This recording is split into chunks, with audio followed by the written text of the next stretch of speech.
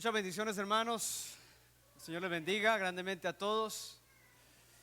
Decíamos que estaba muy frío y ahora estamos pagando las consecuencias. Quiero invitarles, hermanos amados, que estén en pie, por favor. Pónganse en pie, vamos a orar. Vamos a orar y luego de esto ya vamos a la palabra. Padre amado, gracias por este tiempo, este día especial que tú nos das. Sabemos, Padre, que el clima, las estaciones, el frío, el calor, la lluvia, la nieve, todo hace parte, Señor, de tus bendiciones. Queremos darte gracias, Padre, por este día hermoso. Queremos darte gracias por tu presencia en este lugar. Queremos darte gracias por estas alabanzas preciosas con las cuales nos hemos podido acercar a ti para ofrecerte la gloria, ofrecerte la adoración a través de los cantos. También, Padre, queremos agradecerte por este momento en el que nos permites detenernos, abrir tu palabra, permitir que tú nos hables. Señor, queremos disponernos de lo profundo de nuestro corazón y permitir que tú nos hables, Señor. Padre, quita toda distracción. No permita, Señor, que tengamos nuestra mirada puesta en otra dirección, más bien que permitamos que tu gracia nos toque y nos hable, que a través de esta palabra, Señor, podamos recibir desafío de parte tuya. Bendecimos tu nombre, amado Rey, y oramos en el nombre de Cristo. Amén y amén. Bien, hermanos, quiero invitarles a que abran sus Biblias en el nuevo libro que empezamos esta semana en los grupos de conexión, primera carta de Pablo a los Corintios, en el capítulo 3. Primera carta de Pablo a los Corintios, capítulo 3. Vamos a leer allí del verso 9 al verso 15. Empezamos esta semana nuestro estudio de la primera de Corintios y sin lugar a dudas es una carta fascinante. Corinto fue la iglesia más problemática del Nuevo Testamento. No hubo iglesia que tuviera más problemas que Corinto. Por eso Pablo tuvo que escribir 4 cartas. De las 4 cartas que le escribió han llegado 2 hasta nuestras manos, la que llamamos la primera y la segunda de Corintios, y hemos enfocado entonces nuestra mirada en la primera de Corintios durante este mes. Vamos a leer allí primera carta a los Corintios, capítulo 3, versos 9 al 15. Nos dice la palabra del Señor en el nombre del Padre y del Hijo y del Espíritu Santo. Porque nosotros somos colaboradores de Dios y vosotros sois labranza de Dios, edificio de Dios. Conforme a la gracia de Dios que me ha sido dada, yo como perito arquitecto puse el fundamento y otro edifica encima. Pero cada uno mire cómo sobreedifica. Porque nadie puede poner otro fundamento que el que está puesto, el cual es Jesucristo. Y si sobre este fundamento alguno edificare oro, plata, piedras preciosas, madera, heno, hojarasca, la obra de cada uno se hará manifiesta, porque el día la declarará, pues por el fuego será revelada. Y la obra de cada uno, cual sea el fuego, la probará. Si permaneciere la obra de alguno que sobreedificó, recibirá recompensa. Si la obra de alguno se quemare, él sufrirá pérdida, si bien él mismo será salvo, aunque así como por fuego. Tomen asiento, hermanos, gracias.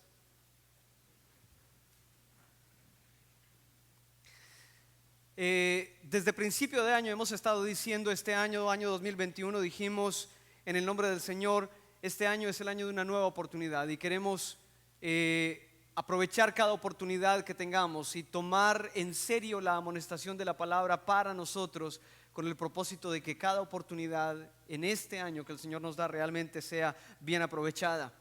Una de las cosas que tenemos que tener cuidado, hermanos, al estudiar una carta como primera a los Corintios, la primera o la segunda, las 2 cartas hablan de muchos problemas.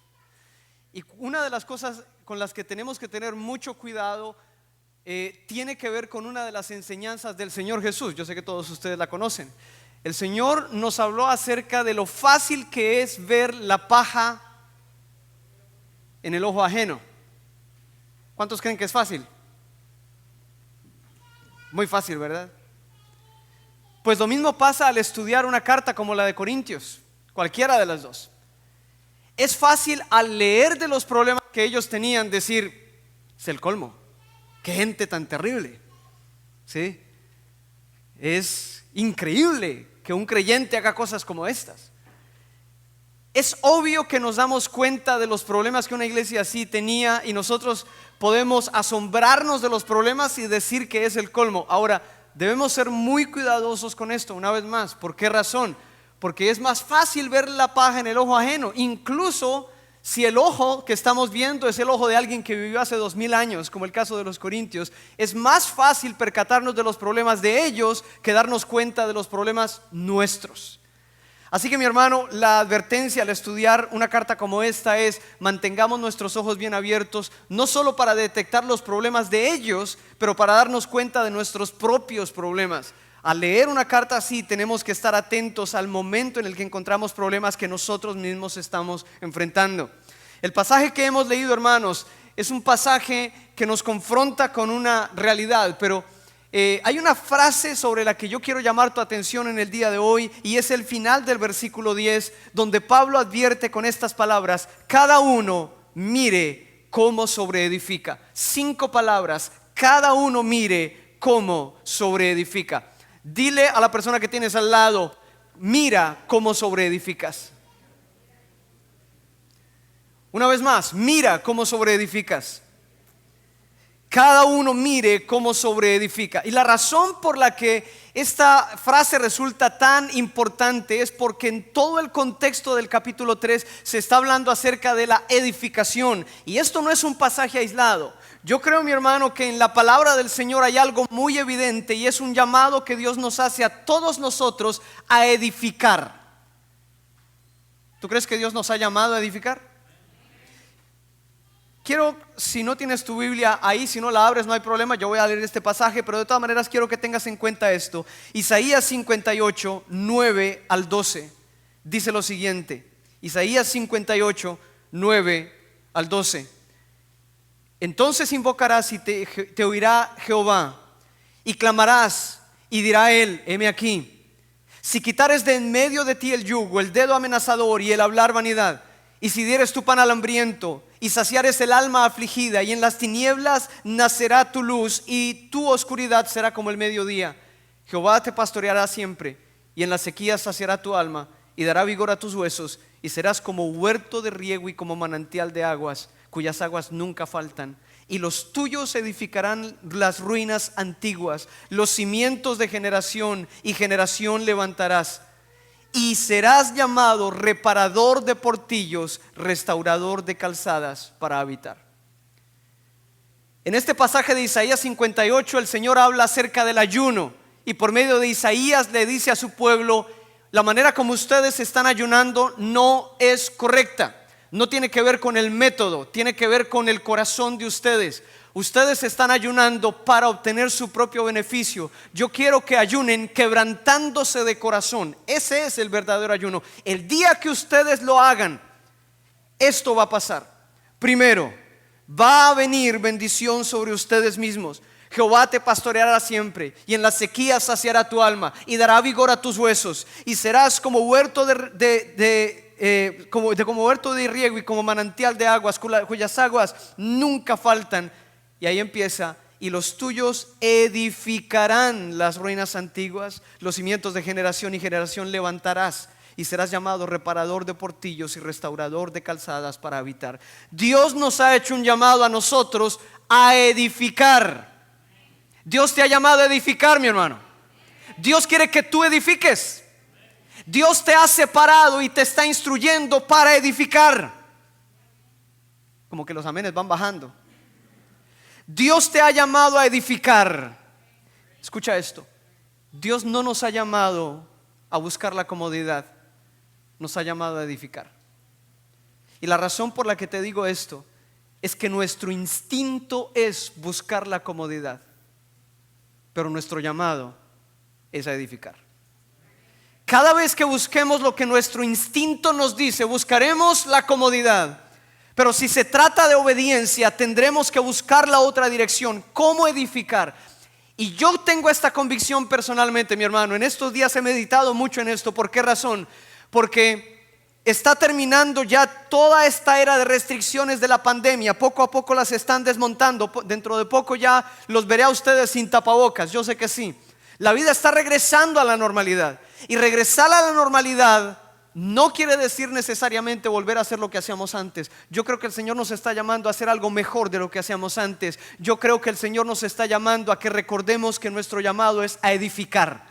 El Señor nos está llamando a edificar. Y yo creo que hay 4 áreas en las que es muy claro que Dios quiere que edifiquemos. Primero, que nos edifiquemos nosotros mismos personalmente. Segundo, que edifiquemos nuestras familias. Tercero, que edifiquemos toda persona que llegue a estar en contacto con nosotros. Y cuarto, que edifiquemos la iglesia. A nivel personal, familiar, social, iglesia, Dios quiere que nosotros edifiquemos en cada uno de esos estratos, en cada uno de esos niveles. Dios nos ha llamado a edificar. Dile al que tienes al lado, Dios te ha llamado a edificar. Y fíjate, mi hermano, que no necesitas ser experto para edificar.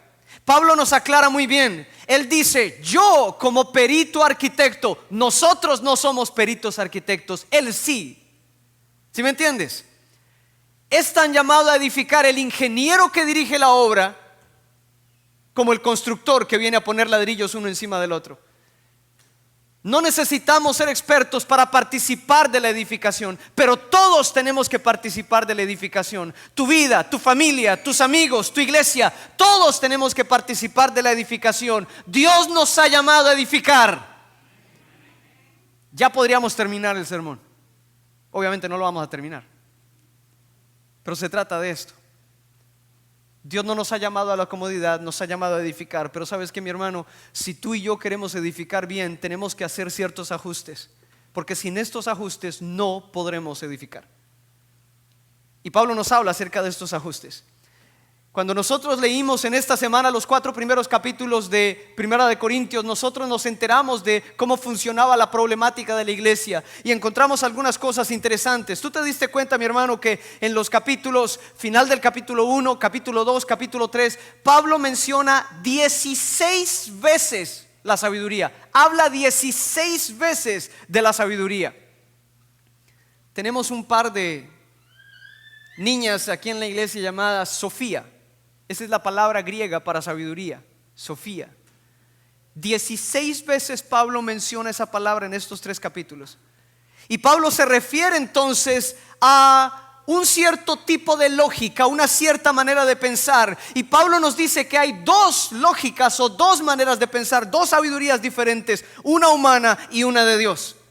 Y él hace el contraste constantemente. Y por cierto, Pablo no es el único que hace el contraste. Santiago también nos habla de que hay una sabiduría divina y hay una sabiduría que es terrenal, que es animal, diabólica. Hay una sabiduría de este mundo y hay una sabiduría de Dios.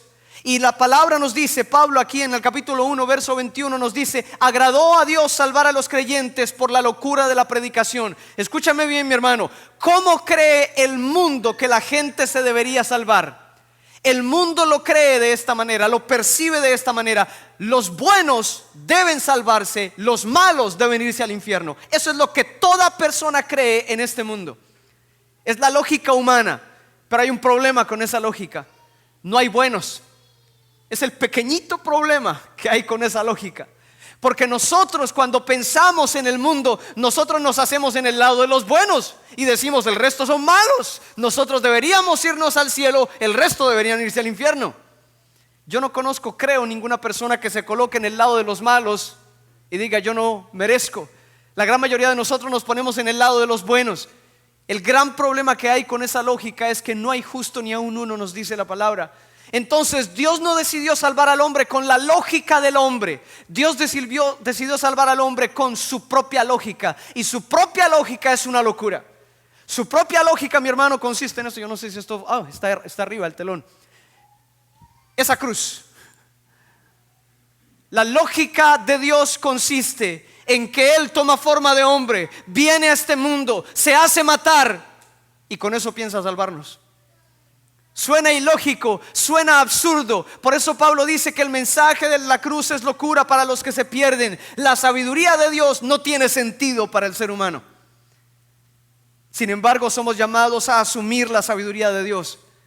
Es interesante que Pablo empieza a hablar a la iglesia de Corinto, una iglesia con muchos problemas, donde cada uno decía: yo soy de Pablo, otros yo soy de Apolos, otros yo soy de Pedro y otros finalmente yo soy de Cristo. Y en esta semana seguramente en los grupos de conexión estuvimos comentando cómo funcionaba esto. ¿Qué quiere decir este problema en la iglesia de Corinto? Y más o menos iría así. Esto es una posibilidad, quiero aclararlo. Algunos decían: Pablo, el hermano Pablo, él fue el fundador de la iglesia, él me trajo a Cristo a mí, yo soy de Pablo. Ese hermano es un amor. Ese hermano, qué belleza. Pero algunos resulta que, según nos dice Hechos 18 y 19, después de que Pablo salió de Corinto, llegó otro predicador muy bueno llamado Apolos. Era tan bueno que el libro de los Hechos nos dice que era un varón poderoso en las escrituras, elocuente, sabía la palabra y sabía predicar. Entonces algunos de la iglesia decían: Pablo, no, es que tú no has escuchado predicar a Apolos. Ese hermano sí sabe, ese hermano sí sabe la palabra, ese sí sabe dónde está parado. Así que ya habían dos bandos, unos que decían: yo soy de Pablo, otros: yo soy de Apolos. Pero llegó otro tercer grupo que decía: ni Pablo ni Apolos, Pedro, Cefas, Pedro, él andó con el Señor 3 años. A ver, ¿cuánto tiempo andó Pablo con el Señor? 0. ¿Cuánto tiempo andó Apolos con el Señor? 0. Pedro, ese sí sabe, él escuchó las enseñanzas del Señor, él estuvo a los pies del Señor, el Señor le lavó sus pies. Él negó al Señor, pero el Señor le dio la oportunidad, lo perdonó, lo reconcilió con él mismo. Ese hermano sí sabe. Yo soy de Pedro. Por supuesto que había un grupo que se creía más espirituales que los demás, siempre lo hay en toda iglesia. Y ellos decían: yo no soy ni de Pablo, ni de Apolos, ni de Pedro. Yo no sigo al hombre, para mí solo Cristo. Punto. Y la pregunta es: ¿quién tiene la razón ahí? Porque cada uno parece tener una buena razón. El hecho de que Pablo haya sido el fundador de la iglesia, esa es una buena razón. El hecho de que Apolos supiera muy bien la palabra, esa es una buena razón. Algunos dicen que Apolos probablemente escribió la epístola a los hebreos, era un hombre que sabía. El hecho de que Pedro andó con el Señor es una buena razón. El hecho de que no debemos seguir al hombre sino solo a Dios, esa es una buena razón. Cada uno tenía su buena razón. Pero Pablo está diciendo aquí: ustedes están usando razonamientos humanos. Esa no es la sabiduría de Dios. Eso es puro razonamiento de ser humano. Y si nosotros queremos edificar, tenemos que usar la sabiduría de Dios, no la humana. Con la sabiduría de Dios, mi hermano, tú vas a evitar los problemas. Cuando Pablo menciona todo esto, él está diciendo: la raíz de los problemas de la iglesia que ustedes tienen ahora, esta división, es justamente que ustedes no están usando la sabiduría de Dios. Mi hermano, cuando tú y yo usamos la sabiduría humana, nos metemos en problemas. Es muy fácil, usando sabiduría humana, buscarnos nuestro favorito. Claro, no, a mí me gusta cuando predica el hermano fulano. Ese hermano, mire qué amor que tiene ese hermano. Ese hermano, uno siente la pasión. Es muy fácil, mi hermano, usar la sabiduría humana y decir: yo me voy para el grupo de conexión de fulano, porque ese hermano sí sabe explicar. Ese hermano sí es consagrado. Ese hermano sí es un ejemplo. Ese hermano debería ser el pastor de la iglesia. Ese hermano sí. Es muy fácil usar la sabiduría humana y llegar a conclusiones así. Pero Pablo le abre los ojos a la iglesia y le dice: sí, iglesia, si ustedes usaran la sabiduría de Dios, ninguno de ustedes estaría pensando así, porque la sabiduría de Dios entiende una cosa: todos somos de Cristo. Todos somos de Cristo. Entonces, mi hermano, el punto aquí es el siguiente: hay cosas que suenan lógicas en nuestra sabiduría humana, pero si te dejas llevar por ellas, vas a ir a parar a un mal lugar. Recuerda, mi hermano, Pablo advierte: cada uno mire cómo sobreedifica. Si alguien no te habla, lo más lógico que es con la sabiduría humana, que tú tampoco le hables. ¿Sí o no? Si alguien no te quiere saludar, sino sencillamente te da la espalda, ¿qué es lo más lógico? Que la próxima semana tú le hagas lo mismo. Es lo más lógico humanamente hablando. Lo más lógico es que si tú tienes mucho trabajo, sencillamente te quedes en la casa, no vengas al servicio. Al fin y al cabo puedes verlo por internet, ¿sí o no? Es lo más lógico.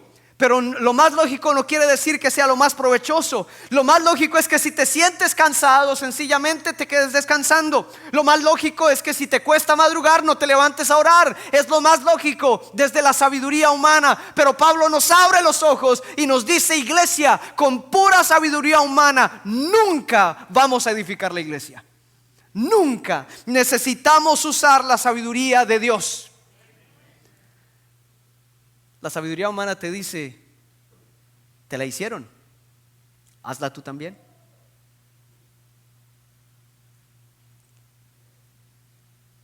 La sabiduría humana te dice que si tú le dices algo a tu esposa y tu esposo, tu esposa o esposo, y de repente tu esposa o esposo no reaccionó de la manera correcta, entonces que tú te desquites de alguna manera. Esa es la típica sabiduría humana. Así funcionan las matemáticas de las relaciones, humanamente hablando. Pero Pablo está diciendo: con ese tipo de sabiduría nunca vamos a edificar la iglesia. Escucha lo que Pablo dice escribiendo la segunda de Corintios, porque los problemas no terminaron en la primera. En la segunda de Corintios capítulo 10 versos 4 y 5 Pablo dice: porque las armas de nuestra milicia no son carnales. No es que si me la hacen me la pagan. No. Esas no son las armas de nuestra milicia. No son la venganza, no son el egoísmo. Ninguna de esas es arma de nuestra milicia. Nuestras armas son poderosas en Dios para la destrucción de fortalezas. Y fíjate lo que dice: derribando argumentos y toda altivez que se levanta contra el conocimiento de Dios. Si en algún momento hay algún argumento que viene a tu mente, pero tú identificas no es sabiduría de Dios sino sabiduría del hombre, tú sabes cómo derribarlo, porque tú sabes que la sabiduría del hombre nunca te va a llevar a la edificación. Y tienes que edificarte a ti mismo, tienes que edificar tu familia, tienes que edificar tus conocidos y tienes que edificar la iglesia. Todas estas 4 responsabilidades caen sobre ti, y para poder edificar bien tienes que decidir qué sabiduría vas a usar. ¿Qué sabiduría vas a usar, mi hermano? Algunos padres usan con sus hijos la sabiduría de: si sus hijos hicieron algo mal, sencillamente le dejan de hablar, y pueden dejarle de hablar por 1 semana, 2, 3 semanas. Esa es pura sabiduría humana. ¿Qué resultado vas a obtener de eso? La sabiduría de Dios te va a llevar en otra dirección. La sabiduría de Dios es la única sabiduría que te ayuda a edificar. Porque somos edificadores. Dios nos ha llamado a edificar. Y no importa que no estés viendo el resultado ya mismo, sigue edificando. Sigue haciéndolo, porque en algún momento, según nos dice Pablo en la epístola a los Gálatas, en algún momento cegaremos si no desmayamos. Síguelo haciendo. Dios te ha llamado a edificar. Recuerda esa promesa de Isaías: serás llamado reparador de portillos, restaurador de calzadas para habitar. Dios no se olvida de lo que ha prometido. Entonces, para saber edificar, tienes que escoger qué sabiduría vas a usar. Pero en segundo lugar, para saber edificar, tienes que escoger qué tipo de hombre o de mujer vas a ser. Al final del capítulo 2, principio del capítulo 3 de la primera de Corintios, Pablo dice que hay 3 tipos de hombre y de mujer, por supuesto. Él habla acerca del hombre natural y dice que el hombre natural, en el verso 14, no puede percibir las cosas del espíritu, porque se han de discernir espiritualmente. Pero después habla del hombre espiritual en el versículo 15 y dice que el hombre espiritual sí percibe estas cosas del espíritu. Finalmente menciona al hombre carnal en el capítulo 3 verso 1. Y resulta, mi hermano, que nosotros tenemos que definir bien cuáles son estas categorías, qué significan. En primer lugar, mi hermano, recuerda esto: el hombre carnal es el hombre de allá afuera, el hombre sin Cristo. El hombre natural es el hombre de allá afuera sin Cristo. Capítulo 2 verso 14. El hombre natural no puede entender las cosas que son del espíritu, porque se han de discernir espiritualmente. Es el hombre sin Cristo. ¿Quién es el hombre natural? Ya se les olvidó, increíble. Yo sé que hay short term memory, pero ustedes tienen memoria de 5 segundos, ¿o qué pasó? El hombre natural es el hombre sin Cristo. El hombre natural es el hombre sin Cristo.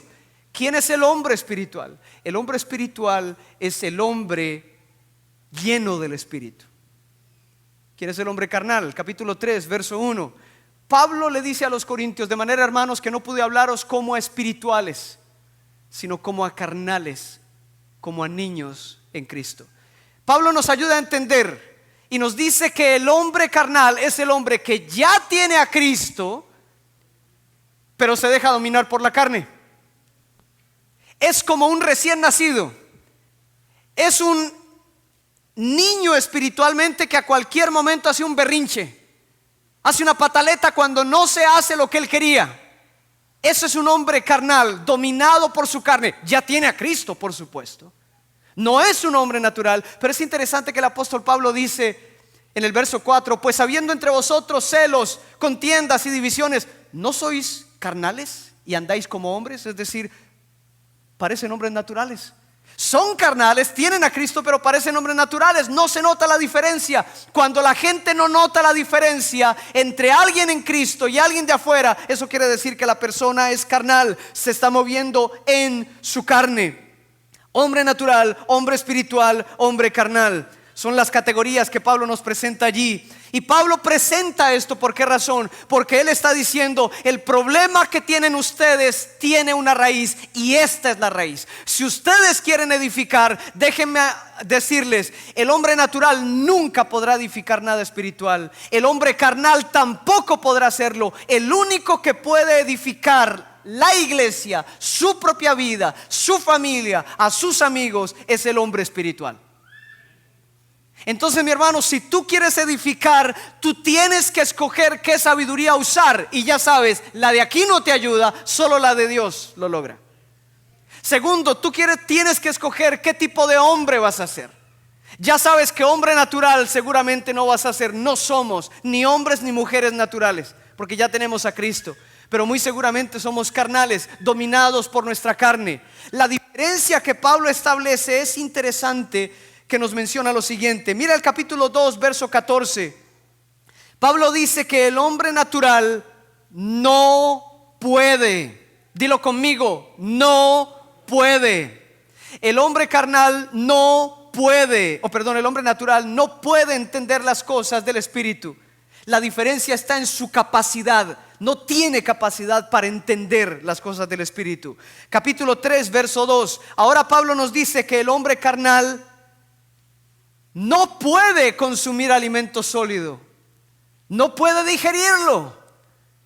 Tratándose de alimento espiritual fuerte, la persona no puede avanzar, tiene que seguir comiendo, tomando lechecita toda su vida. No avanza espiritualmente. Si todavía después de años de conocer al Señor estás luchando con las mismas tentaciones de siempre, cayendo en los mismos pecados de siempre, teniendo los mismos problemas de siempre, muy seguramente esto te está diciendo que todavía no has avanzado. Eres un niño en Cristo, eres un creyente carnal. Y Pablo nos está advirtiendo: ningún creyente carnal podrá edificar la iglesia. Ningún creyente carnal podrá edificarse a sí mismo ni edificar su familia. La gente que realmente edifica la iglesia, se edifica a sí mismo, edifica a su familia, edifica a sus conocidos. Ese es el hombre espiritual. Así que, mi hermano, el punto aquí es el siguiente: los espirituales son los únicos que tienen la capacidad de edificar. Aquí no hay opción, mi hermano. Si quieres edificar, tienes que usar la sabiduría de Dios y tienes que ser un hombre o una mujer espiritual. Amén. Yo creo que todos nosotros queremos edificar. Es decir, Dios no creó a ninguno de nosotros para ser espectador, para ver cómo los demás se edifican y Él estando cruzado de brazos. Dios no nos creó a ninguno de nosotros para eso. Nos puso a todos con el propósito de edificar. Pero para edificar tenemos que llenar ciertos requisitos. El hecho, mi hermano, de que tú escojas la sabiduría de Dios, la lógica de Dios y no la humana, no quiere decir que automáticamente te vas a volver espiritual. Por supuesto que no, porque la lucha contra la carne constantemente va a estar allí. Hay un versículo muy clave para entender esto. Pablo nos dice en Romanos 7:14: yo soy carnal, vendido al pecado. Pablo nos está hablando de su propia lucha. Algunos intérpretes dicen que Pablo viene contando el orden de eventos. No es que él fuera en ese momento carnal, pero él está hablando de un momento en el pasado en su vida. No sabemos con exactitud, pero lo que Pablo nos está ayudando aquí a entender es esto: que un hombre carnal es un hombre esclavo del pecado. Por eso dice vendido al pecado. Es como si estuviera esclavizado todavía. Es cierto, está en Cristo, pero todavía tiene esta lucha, y es una lucha demasiado fuerte. El hombre espiritual, mi hermano, tiene esta característica que puede vencer al pecado. Tiene la autoridad de Dios para vencer al pecado. Yo quiero que tú mires ahora en un momento en tu Biblia allí, Primera de Corintios capítulo 2 verso 16, y quiero que me respondas esta pregunta: ¿quién tiene la mente de Cristo? ¿Quién? ¿Quién la tiene? Primera de Corintios 2:16. ¿Quién la tiene? Levanten la mano los que la tienen. Algunos se les quedó, ¿verdad? Es que, mi hermano, todos los hijos de Dios tenemos la mente de Cristo. Y seguramente tú puedes decir: bueno, pero ¿por qué pienso lo que pienso? Ahí está el problema. Todos tenemos la mente de Cristo. No todos estamos dominados por la mente de Cristo. El hombre carnal tiene la mente de Cristo y tiene todavía la suya, su propia mente. Piensa más con la suya que con la de Cristo. El hombre espiritual está dominado por el Espíritu y la mente de Cristo domina su vida. Ahí está la gran diferencia entre el hombre carnal y el hombre espiritual. En otras palabras, Pablo nos traza el camino. ¿Qué tiene que hacer alguien para pasar de hombre natural a hombre carnal? ¿Qué tiene que hacer? Si alguien es un hombre natural y quiere pasar a ser un hombre carnal, ¿qué tiene que hacer? Recibir a Cristo. Con recibir a Cristo ya pasa de natural a carnal. Pero si alguien es carnal y quiere pasar a ser espiritual, ¿qué tiene que hacer? Tiene que llenarse del Espíritu. Tiene que usar la mente de Cristo. Mi hermano, yo no tengo duda de que tengas la mente de Cristo, ¿pero la usas? Algunos ni se acordaban que la habían traído. Entonces el punto es no solo que la tengas, el punto es que la uses. Solo quien es un hombre espiritual, una mujer espiritual, puede edificar. Hay que usar la mente de Cristo, y el Espíritu Santo con su llenura es el que nos capacita para usar esa mente de Cristo. Vamos por dos, llegamos al tercero, ya casi vamos a acabar, hermanos. ¿Qué tenemos que hacer para edificar? Dios nos ha llamado a edificar. Dios te ha llamado a edificar, amén. Dios nos ha separado para edificar, amén. ¿Y qué vamos a edificar? Nuestra vida, nuestra familia, nuestros amigos, nuestra iglesia. Son las 4 áreas de edificación que Dios nos encomienda. Ahora, si queremos ser buenos edificadores, tenemos que escoger la sabiduría que vamos a usar, y tenemos que escoger la sabiduría de Dios. Tenemos que escoger ser hombres y mujeres espirituales, porque ni el natural ni el carnal pueden edificar. Pero en tercer lugar, tenemos que decidir, como Pablo dice en el capítulo 3 verso 12, ¿qué vamos a poner encima del fundamento? Yo creo que todos ustedes, los que viven en Stanford desde hace más de, ¿qué les digo yo? 3, 4 años, ¿se acuerdan en el downtown ese tremendo hueco que había ahí sobre la ¿cuál es esa? La Main Street, ¿cierto? La Treasure Boulevard. Ese tremendo hoyo que había ahí, por años estuvo. ¿Sí lo recuerdan? Donde hay un edificio negro ahora de apartamentos.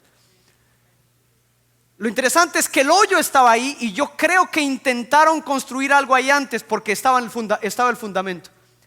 Había unas tremendas zapatas de concreto con hierro. No sé si eso lo quitaron, probablemente lo quitaron. El caso, mi hermano, es que todo un terreno con fundamento no representa beneficio ni refugio para nadie. Eso estuvo por años abandonado ahí, no sabemos por qué razón, hasta que alguien vino y construyó algo ahí. Para que alguien pueda vivir ahí, el solo fundamento no era suficiente, se necesitaba algo más. Y Pablo nos dice, nos llama la atención, diciéndonos en el verso 12 que nosotros tenemos que ver qué ponemos sobre el fundamento que ya está puesto. Dios, cuando hace que Cristo viva en tu vida, mi hermano, te entrega una vida con un fundamento puesto. Tú escoges qué pones encima. Y Pablo nos da 6 ejemplos. En el verso 12 dice que si alguien pone sobre ese fundamento oro, plata, piedras preciosas, qué bueno, ¿verdad? Pero otro puede poner madera, heno, hojarasca. En otras palabras, madera, paja u hojas secas. Tú escoges qué poner. Pero fíjate, mi hermano, la diferencia de esos materiales. Pablo está hablando de materiales de construcción. Hoy en día yo sé que aquí las casas de madera son normales. En ese tiempo no eran normales, las casas no eran de madera. Pero aquí Pablo está hablando específicamente de materiales de construcción. Pablo nos está diciendo, con los 3 primeros materiales que él usa, oro, plata, piedras preciosas, esos fueron los materiales usados para la construcción del templo. Pablo nos está diciendo, Dios te dio el terreno, te dio el fundamento que es Cristo. Tú escoges qué quieres construir, si quieres un templo o una choza. Tú escoges si, ¿entienden lo que es choza? ¿Verdad que sí?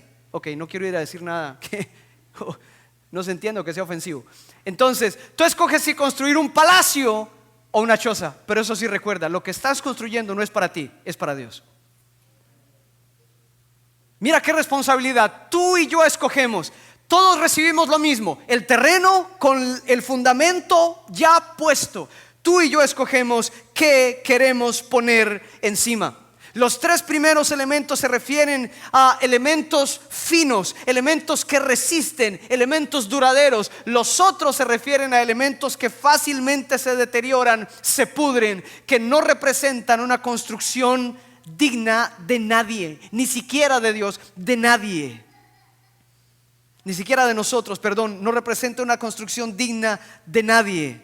Lo que no ayuda a la edificación, lo que tú estás haciendo que no contribuye a la edificación, está dañando la edificación. Acuérdate de esto. Tú y yo fuimos llamados a construir. Lo que no estamos haciendo que ayude la construcción, está perjudicándola. Es decir, no hay términos medios. Lo que no está ayudando está perjudicando la construcción. Y solamente tú eres responsable, mi hermano. Lo que pongas o no pongas encima tiene que estar de acuerdo con el plan de construcción que tú tienes. ¿Qué estás construyendo, mi hermano? ¿Un palacio o una choza? Tú eres llamado a construir tu vida. ¿Qué estás poniendo ahí para construir, para edificar esa vida? Tú estás llamado a edificar tu familia. ¿Qué estás poniendo ahí? Recuerda que el fundamento ya está puesto. Cualquier cosa que estés poniendo es lo que estás usando para construir. ¿Qué estás poniendo? ¿Qué estás usando para edificar la vida de tus conocidos, tus amigos? ¿Qué estás usando? Hay una gran advertencia, mi hermano. Y la advertencia es esta: cualquier cosa que uses para construir, lo que pongas encima del fundamento, será pasado por fuego. Solo recuerda eso. El fuego en la palabra es un símbolo de juicio, y es justamente lo que quiere decir aquí. Va a pasar por juicio. ¿A qué se refiere Pablo con materiales de construcción? Con esto del oro, plata, piedras preciosas, madera, heno, hojarasca. ¿A qué se refiere el apóstol Pablo? Se refiere a esto, mi hermano. En las relaciones con los demás, lo que haces, lo que dices, las prioridades que tomas, todo eso es material de construcción. Todo eso estás poniendo sobre el fundamento. Todo eso está edificando, bien o mal, pero todo eso pasará por fuego. Ahora, algo que tenemos que entender con relación al juicio, y ya para ir cerrando, en Apocalipsis capítulo 20 se nos presenta el cuadro del juicio ante el gran trono blanco. Es regularmente el pasaje que usamos para describir este momento final. No es el único pasaje en la palabra, por supuesto que no, pero nos describe ese momento. Ahora, lo que pasa es que nos lo describe solamente parcialmente. ¿Por qué razón? Se nos dice en capítulo 15, el verso 20, el verso 15 creo que es el verso final, que se nos dice que los que no estaban inscritos en el libro de la vida fueron arrojados al lago de fuego. ¿O si era el 15? Y el que no se halló inscrito en el libro de la vida fue lanzado al lago de fuego. Y ahí termina el relato del juicio. Y tú y yo pensamos, no, estamos hechos porque ya estoy en el libro de la vida, listo. Pero la cosa no es tan fácil. Porque resulta, mi hermano, que el hecho de que el pasaje no cuente más no quiere decir que no hay más. Sí hay más. Y esto más lo encontramos en pasajes, por ejemplo, como Romanos 14, 10 al 12, donde Pablo dice: pero tú, ¿por qué juzgas a tu hermano? O tú también, ¿por qué menosprecias a tu hermano? Porque todos compareceremos ante el tribunal de Cristo. Porque escrito está: vivo yo, dice el Señor, que ante mí se doblará toda rodilla y toda lengua confesará a Dios. De manera que cada uno de nosotros dará cuenta de sí a Dios. También 2 Corintios 5:10, porque es necesario que todos nosotros comparezcamos ante el tribunal de Cristo, para que cada uno reciba según lo que haya hecho mientras estaba en el cuerpo, sea bueno o sea malo. Fíjate, mi hermano, que el hecho de que nuestro nombre esté escrito en el libro de la vida no quiere decir que no pasemos por juicio. Pablo dice en 1 Corintios 3 que es cierto, él mismo será salvo así como por fuego. En otras palabras, se va a salvar porque está en Cristo, pero su obra se va a quemar. Así que, mi hermano, vale la pena revisar qué es lo que estamos haciendo, porque recuerda, lo que sea que estés usando como material de construcción para tu vida, tu familia, tus amigos, tu iglesia, lo que sea que estés usando pasará por fuego. La pregunta es: ¿qué va a quedar después de pasar del fuego? ¿Qué quiere Dios con esto? Mi hermano, lo que quiere Dios con esto es advertirnos, es mantenernos en aviso de que nosotros somos llamados a edificar. Y ya que somos llamados a edificar, tenemos que buscar buenos materiales de construcción. Mi hermano, tú eres llamado a edificar tu propia vida. ¿Qué estás haciendo para edificar tu vida? ¿Estás buscando la presencia del Señor en oración? ¿Estás alimentándote de la palabra? ¿Te estás congregando constantemente? ¿Qué estás haciendo? ¿Qué estás haciendo para edificar tu familia? Tu ejemplo a tus hijos es una de las piedras más importantes de la edificación. El hecho de que ellos vean en ti la devoción, la entrega, la búsqueda, es una piedra fundamental de edificación. ¿Qué estás haciendo? Tu obra pasará por el fuego. Esto no es una amenaza acerca de la condenación, no, mi hermano. Esto es un recordatorio de que la salvación es por gracia, pero el premio es por obras.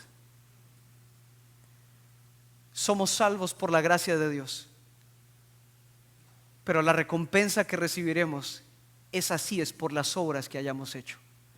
Así que, mi hermano, recuerda esto: somos llamados a edificar, y tienes este recordatorio. Si quieres edificar bien, primero tienes que escoger qué sabiduría vas a usar. La sabiduría de Dios es la única que sirve. Tienes que escoger qué tipo de hombre o mujer ser. El hombre o la mujer espiritual es el único capaz de edificar. Y en tercer lugar, mi hermano, tienes que recordar que no cualquier material de construcción te sirve. Tienes que escoger tus palabras, tienes que escoger tus acciones, tienes que determinar bien tus prioridades, tienes que vivir sabiamente, porque esos materiales de construcción pasarán por el fuego. Ponte en pie, mi hermano, por favor.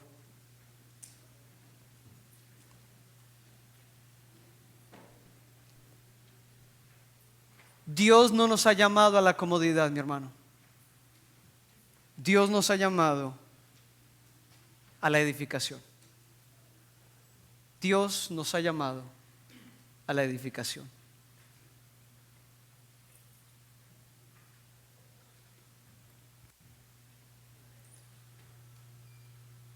Hay 4 áreas, mi hermano. 4 áreas en las que directamente tenemos responsabilidad nosotros. Directamente. Lo que hagas es fundamental. Y hay una expectativa de Dios. Dios espera ciertas cosas de parte tuya en cada una de estas áreas. Recuerda cómo termina el pasaje de Isaías: los tuyos edificarán las ruinas antiguas, los cimientos de generación y generación levantarás, y serás llamado reparador de portillos, restaurador de calzadas para habitar. Ese es el plan de Dios. Mira que ese es el tipo de verso que uno manda en mensaje de texto a algún hermano, ¿sí o no? Pero recuerda que toda promesa en la palabra tiene una contraparte, tiene una exigencia. ¿Dónde está la exigencia? Al principio del pasaje, cuando dice: entonces invocarás y te oirá Jehová, clamarás y dirá él: heme aquí. Si quitares de en medio de ti el yugo, el dedo amenazador y el hablar vanidad. Sí hay un requisito, mi hermano. Dios te ha llamado a edificar, pero tienes que usar la sabiduría correcta. Tienes que ser un hombre o mujer espiritual y tienes que escoger bien el material de construcción, porque no todo material sirve. Cierra allí tus ojos, mi hermano.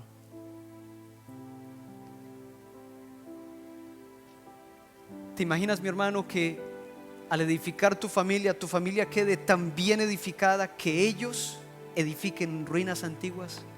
Esa es la promesa de Isaías, que si tú cumples un buen trabajo, los tuyos edificarán las ruinas antiguas. Que te llamen a ti reparador de portillos, restaurador de calzadas. Esa es la promesa. Que si haces lo que debes hacer, tu labor de restaurador sea reconocida, todos sepan que sabes cómo edificar.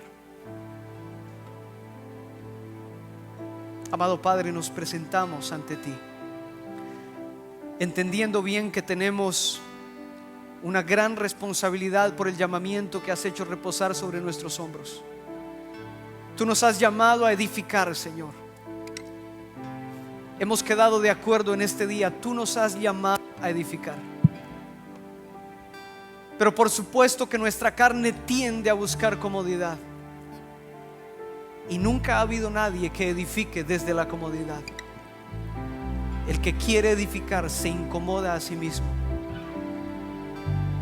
Señor, hoy nos presentamos ante ti porque entendemos que no cualquier sabiduría nos ayudará a edificar. Y por años hemos sido hombres y mujeres carnales, dominados por nuestras pasiones, por nuestros antojos, por nuestros deseos, por nuestra carne. Por supuesto que con esa actitud nunca edificaremos. Pero Señor, tú nos has llamado y queremos atender a ese llamado. Entendemos, Señor, que como hombres y mujeres carnales no podremos edificar. Por eso necesitamos tanto la sabiduría tuya como la mente de Cristo y ponerla a funcionar. Llénanos de tu Espíritu, Señor, para que podamos ser capacitados para edificar.